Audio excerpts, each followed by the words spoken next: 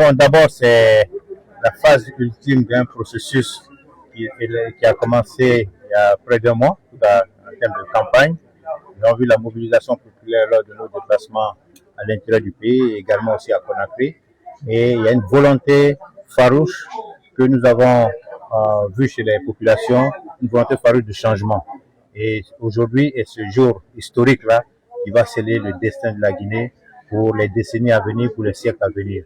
Et là, je suis venu voter avec confiance, sachant que les électeurs m'accorderont leur voix, puisqu'ils ont écouté notre programme tout au long de cette campagne et ce que nous voulons faire pour la Guinée. Donc, j'espère que le verdict des urnes sera respecté. Bien sûr, les mêmes champs pour tout le monde et surtout en appeler à la conscience des uns et des autres, parce que là, il s'agit de l'avenir de chacun d'entre nous et de tout le pays. Donc, il faut que cela soit bien compris par tous les acteurs du processus électoral. Il ne s'agit pas d'une personne, ce n'est pas un combat de personne, mais surtout c'est un combat de programme et un combat pour l'avenir de notre pays. Il faut que les gens en tiennent compte, parce que si on ne fait pas les choses dans les règles de l'art, le pays part encore pour des années de troubles inutiles. Donc, nous espérons que la Guinée va devenir un pays stable politiquement à partir d'aujourd'hui et pour le meilleur. Depuis quelques jours, il y a quelques anomalies dans certaines régions du pays où certains administrateurs ne respectent pas les règles du jeu, ne respectent pas le code électoral.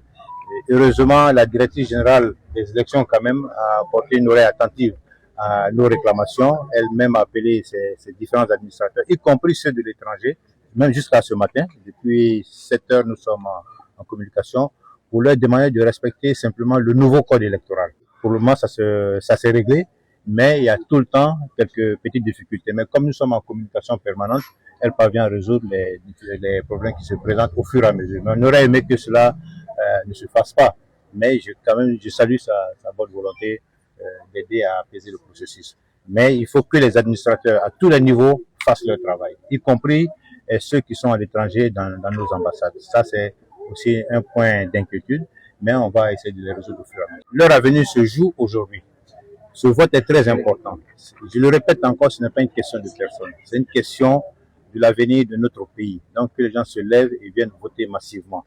Et à partir de cela, de ce vote massif, nous allons pouvoir sécuriser le choix du peuple. Je reste très confiant.